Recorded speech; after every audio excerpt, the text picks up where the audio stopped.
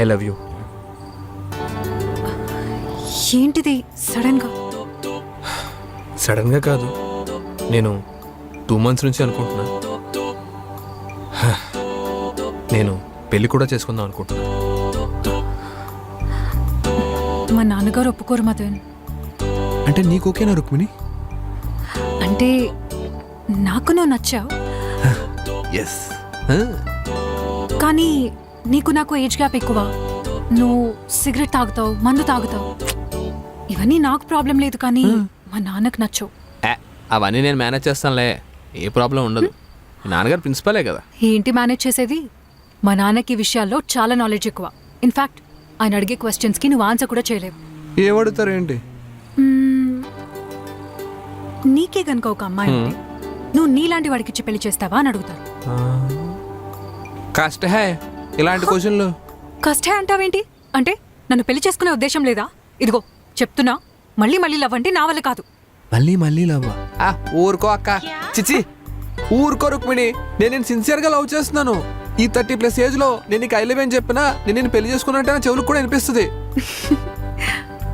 ఇష్టం లేకపోతే కనుక నాకు ఐ లవ్ అని చెప్పొద్దు.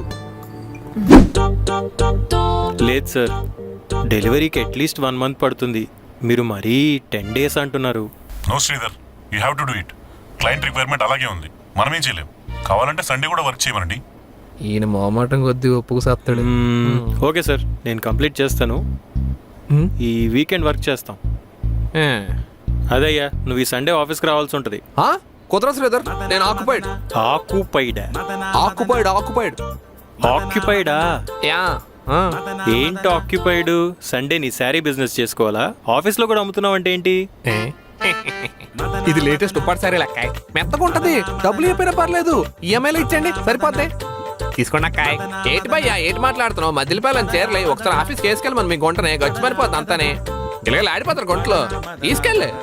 ఓరే చింగిచా చింగిచా, రమ్యమైన చీరలు, రమ్యకృష్ణ చీరలు. నాకు బిజినెస్ అంటే ప్యాషన్ శ్రీధర్. అంటే business is my passion Sridhar. దానికి నన్నేం చేయమంటావు? ఆఫీస్కి టైంకి రావు, వర్క్ కంప్లీట్ చేయవు, ఆఫీస్ నిండా అప్పులు. ఒక్కళ్ళంటే ఒక్కళ్ళు కూడా నీ గురించి సరిగ్గా చెప్పరు తెలుసా? నీ పేరు కూడా ఎవరికి గుర్తులేదు, చీరల అబ్బాయి అనే పిలుస్తున్నారు. సండే నేను వస్తాను శ్రీధర్, నాకు వర్క్ ఉంది. బాయ్. ఒక్క నిమిషం, నేనేం మొహమాటానికి వర్క్ ఒప్పుకోలేదు. ఆఫీస్ అన్నాక టీంకి కోఆర్డినేషన్ ఉండాలి, అందుకు చేస్తున్నాం. టీం అంట పెద్ద ఘర్షణలో వెంకటేష్. మరి అన్నా, తన రుక్మిణి TCS లో పనిచేస్తుంది. రుక్మిణి తన Munuswamy full time bike rider. Bike రైడరా? I love my profession. Rukku, నీకు విషయం తెలుసా? అన్న తన 19th girlfriend. 19th girl friend?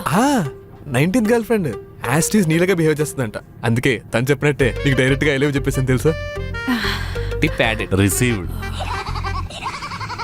అమ్మా అమ్మా చెప్పా. ఏరా ఆ సంబంధం వాళ్ళు? అమ్మా ఆ సంబంధం నాకు నచ్చలేదమ్మా. నువ్వే వాళ్ళకి నచ్చలేదంట. పొరుగు తీసిందో మా పొరుగు తీసేస్తున్నావేంటి? హలో హలో, లొకేషన్ ఎక్కడండి? ఏంటి? సారీ అండి, అలవాట్లో పొరపాటు. బైక్ రైడర్ కదా. ఓకే. మీ క్యూపిడో డ్రైవర్స్ ని చూసినప్పుడల్లా నాకు ఒక డౌట్. అడగండి. మీకు నెలకి ఎంత వస్తుందండి? భగవంతుడా, మళ్ళీ అదే ప్రశ్న. బైక్ ఎక్కిన ప్రతి వాళ్ళు అదే అడుగుతారండి. మీరు వేరే క్వశ్చన్స్ అడగండి. సారీ, ఎన్నాళ్ళుగా ఈ పని చేస్తున్నారు? Just 4 months బ్యాకే. అంతకుముందు మర్డర్ కేసు ఉండేది, దాంతో ఎక్కడ జాబ్ దొరకలేదు. మర్డర్ కేసా? అవునండి, దాని ముందు రేప్ కేసు ఉండేది, ఈ మధ్యనే ఎత్తేశారు. ఈ కేసులన్నీ రన్నింగ్ లో ఉండడం వల్ల సిటీ వదిలి వెళ్ళొద్దని చెప్పారు. అందుకే మన పాస్ట్ గురించి అడగకుండా కష్టపడి పనిచేసి ఇది ఒక్కటే అనిపించింది. అందుకే దీంట్లోనే కానిచ్చేస్తున్నాను. నైస్.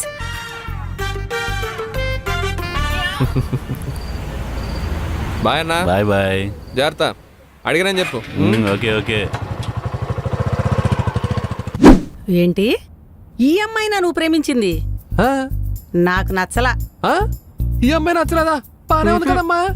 చీరలతో ఏమన్నా ఫోటోలు ఉన్నాయేమతి? ఎందుకు మన షాపుని తెట్టుకుంటావా? అది కాదురా, ఈ అమ్మాయి కన్నా నువ్వు నచ్చలేదు అన్న అమ్మాయి బాగుంది.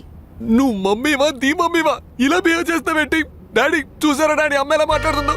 డాడీ ఉంటే కనుక ఈ ఫోటో చూపించినట్టే ఖచ్చితంగా ఒప్పుకునేవారు. డాడీ ఒకసారి కిందకి రండి డాడీ ప్లీజ్.